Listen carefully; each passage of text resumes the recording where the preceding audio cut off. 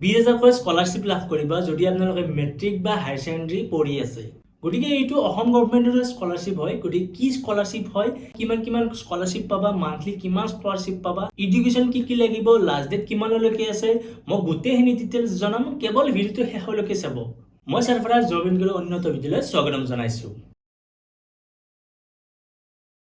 এইটো স্কলাৰশ্বিপ অসম গভৰ্ণমেণ্টৰ পৰা মুকলি কৰা হৈছে। এইটো স্কলাৰশ্বিপ OBC আৰু SC সকলৰ কাৰণে হয়। গতিকে এই স্কলাৰশ্বিপটোৰ নামেই হ'ল আছাম OBC বা SC স্কলাৰশ্বিপ। এইটো স্কলাৰশ্বিপ 2026 পৰা 27 বৰ্ষৰ ভিতৰত যিসকলে পঢ়ি আছে সেইসকলৰ কাৰণে হয়। আৰু ইয়াৰ ইলিজিবল ক্ৰাইটেৰিয়া হ'ব আপোনালোকৰ যদি আপোনালোকে মেট্ৰিক পাছ কৰিছে তেনেহ'লে এপ্লাই কৰিব পাৰিব, আৰু যদি আপোনালোকে মেট্ৰিক পাছ কৰা নাই অৰ্থাৎ ক্লাছ 9 বা 10 পঢ়ি আছে তেনেহ'লে আপোনালোকে এপ্লাই কৰিব পাৰিব। লগতে যিসকলে হায়াৰ ছেকেণ্ডাৰী পাছ কৰি ডিগ্ৰী পঢ়ি আছে বা ডিগ্ৰী পাছ কৰিছে সেই কেণ্ডিডেটসকলেও এই স্কলাৰশ্বিপটোত এপ্লাই কৰিব পাৰিব। এতিয়া যিসকলে ডিগ্ৰী বা PG লেভেলত পঢ়ি আছে সেইসকলে 20,000 স্কলাৰশ্বিপ পাই যাব, অৰ্থাৎ বছৰত 20,000 টকাকৈ পাই যাব। যিসকলে ডিপ্ল'মা পঢ়িছে বা হায়াৰ ছেকেণ্ডাৰী পাছ কৰি ডিপ্ল'মা কৰিছে সেইসকলে 13,000 টকাকৈ পাই যাব। আৰু যিসকলে গ্ৰেজুৱেট পঢ়ি আছে বা BA BSc BCom বা MA যিসকলে পঢ়ি আছে সেইসকলে 8,000 টকাকৈ পাই যাব। আৰু যিসকলে ক্লাছ 9 বা 10ত পঢ়ি আছে বা মেট্ৰিক পাছ কৰিছে অৰ্থাৎ 11-12ত পঢ়ি আছে বা ITI কৰি আছে সেইসকলে 5,000 টকাকৈ পাই যাব। এতিয়া আপোনালোকে এই স্কলাৰশ্বিপটো পাবলৈ হ'লে OBC কাষ্টৰ হ'ব লাগিব বা আপোনালোকে SC কাষ্টৰ হ'ব লাগিব। আপোনালোকে ইণ্ডিয়াৰে হ'ব লাগিব। লগতে যিসকলৰ ফেমিলিত দুটা ল'ৰা আছে অৰ্থাৎ দুটাতকৈ ওপৰত নাই সেইসকলৰ ফেমিলিসকলে এপ্লাই কৰিব পাৰিব।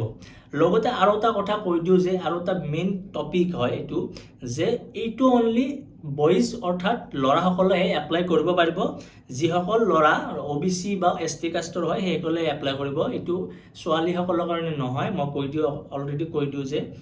আৰু লগতে আপোনালোকৰ ইনকামটো 2.5 লাখৰ তলত হ'ব লাগিব, তেতিয়াহে এপ্লাই কৰিব পাৰিব।